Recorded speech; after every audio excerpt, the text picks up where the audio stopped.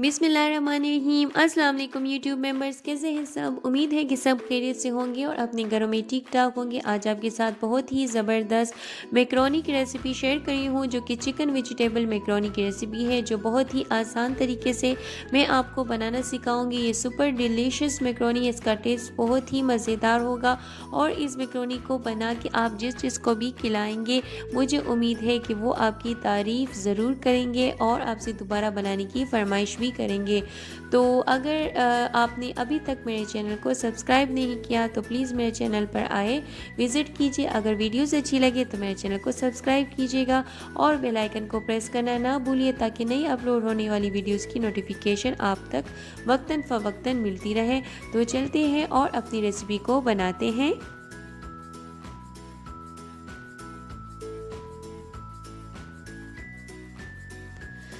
तो जी, मैक्रोनी बनाने के लिए हमें जिन जिन इंग्रेडिएंट्स की ज़रूरत है, उन इंग्रेडिएंट्स की क्वांटिटी आप नोट कर लें।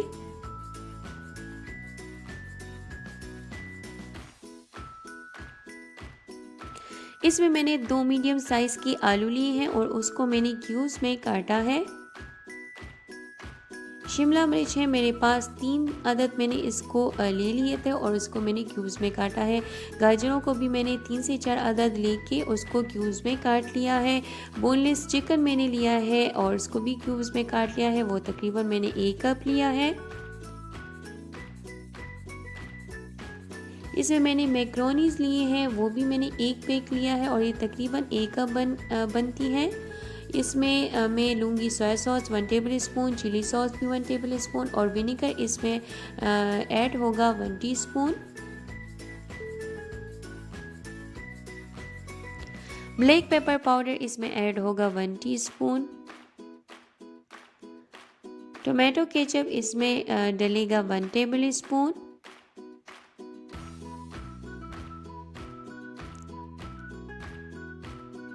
सॉल्ट इसमें डलेगा 1 टेबल स्पून, या आप अपने टेस्ट के हिसाब से इसको रख सकते हैं। और इसमें कुटा हुआ लहसुन जो है तो वो भी 1 टेबल स्पून में इसमें यूज़ करूँगी। ऑयल में इसमें इस्तेमाल करूँगी तकरीबन 2 टेबल स्पून।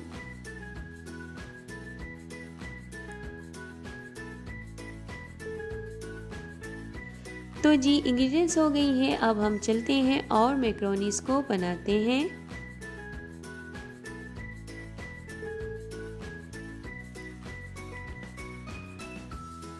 तो जी, मैक्रोनी बनाने के लिए मैंने जो फर्स्ट स्टेप मेरे पास है वो ये है कि मैंने एक पैन ले लिया था, उसमें तकरीबन 4 गिलास पानी ऐड किया है, उसको मैं गरम किया है।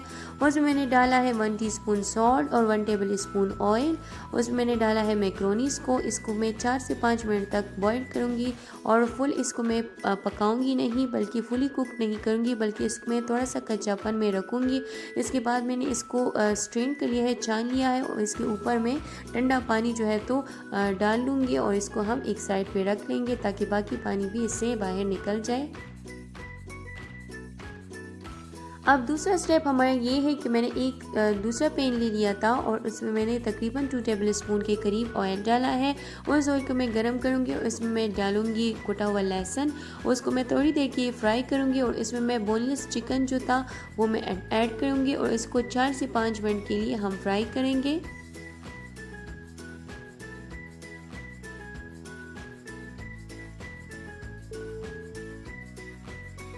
जब चिकन हमारा अच्छे से फ्राई हो जाएगा तो हम इसमें ऐड करेंगे आलू और साथ में गाजर, दोनों को ऐड करेंगे। ये ऐसी सब्जियां हैं कि इनको गलने में थोड़ा सा टाइम लगता है, इसलिए मैंने इसको पहले ही ऐड कर लिया है ताकि ये गल जाए, थोड़े से अच्छे से ये गल जाए।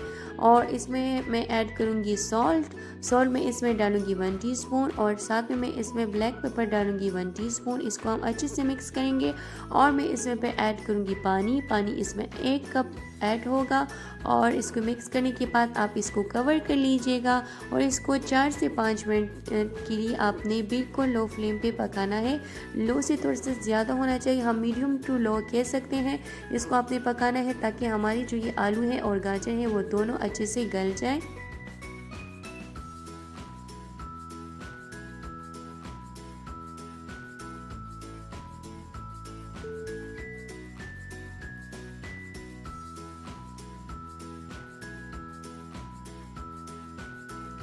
तो जी दोनों सब्जियां हमारी अच्छे से गल चुकी हैं। अब हमने इसमें बाकी के जो सॉसेस हैं वो ऐड करने हैं।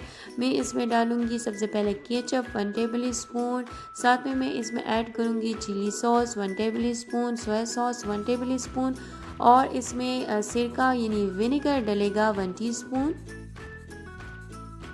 इसको हम अच्छे से मिक्स कर लेंगे और इसमें मैं डालूंगी शिमला मिर्च और जो मैंने क्यूब्स में काटा था वो मैं इसमें ऐड करूंगी इस स्टेज पे, क्योंकि आप अगर इसको पहले ही ऐड कर लेंगे तो ये सारा पक जाएगा और उसका जो ये अपना क्रंचीनेस होता है वो बिल्कुल ख़त्म हो जाएगा। हमें इसका जो क्रंचीनेस है वो बिल्कुल भी ख़त्म नहीं करना, ताकि हम जब बाइट लें तो ये क्रंची क्रंची सही फील हो जो कैप्सिकम है हमारा, और तो इससे इसका बहुत ही अच्छा एक फ्लेवर इन्हेंस होगा। अपनी इस स्टेज पे इसको डालना है। इसको थोड़ा सा हम मिक्स करेंगे 1 मिनट से भी कम, और इसके बाद मैं इसमें मैक्रोनीस ऐड कर लूँगी। मैक्रोनी डालने के बाद मैं इसको अच्छे से मिक्स करूँगी। बिल्कुल अच्छे तरीके से आपने मिक्स करना है ताकि सारी चीज़ें एक दूसरे के साथ अच्छी तरह से मिक्स हो जाए। और उसके बाद आपने इसको बिल्कुल लो, इसका फ्लेम जो है तो बिल्कुल लो कर देना है, जिस तरह दम वाली आंच होती है। इसको कवर कर लीजिएगा और इसको पकाएगा तकरीबन 1 से 2 मिनट के लिए। 2 मिनट से भी कम, तकरीबन 1 से 2 मिनट के लिए आपने इसको पकाना है और फिर आप इसको अनकवर करके डिश आउट कर लीजिएगा। इसको हम इस स्टेज पे इसलिए पकाते हैं ताकि इसमें जितना भी कच्चापन होता है वो सारा ख़त्म हो जाए, ये बिल्कुल डन हो जाए, परफेक्ट हमारे मैक्रोनीस बने। इसमें कोई भी ऐसी बात ना हो कि कोई आपको कहे कि आपकी मैक्रोनी ऐसे हैं या इसमें थोड़ा सा कच्चापन है या सब्जियों में कोई मसला है। ये ऐसी परफेक्ट रेसिपी है कि अगर आप इसको ट्राई करेंगे तो आपकी रेसिपी हमेशा ही परफेक्ट बनेगी मैक्रोनी और कभी भी ये ख़राब नहीं होगी। तो हम इसको सर्व करते हैं। हमारे मैक्रोनी तैयार है, बहुत ही मज़ेदार और लजीज बने हैं। बहुत आसान तरीके से मैंने आपको मैक्रोनीस बनाना सिखाए हैं। आप इस रेसिपी को मस्ट ट्राई कीजिएगा और कमेंट सेक्शन में अपना एक्सपीरियंस मेरे साथ शेयर करना ना भूलिएगा। अगर मेरी रेसिपी आपको अच्छी लगे तो मेरे वीडियो को लाइक कीजिएगा और आगे भी शेयर कर दीजिएगा। तो मुझे दीजिए अब इजाज़त। हाजिर होंगे नेक्स्ट टाइम किसी अच्छी रेसिपी के साथ। मुझे अपनी दुआओं में याद रखिएगा। अपना बहुत सारा ख्याल रखिएगा। अल्लाह हाफिज़।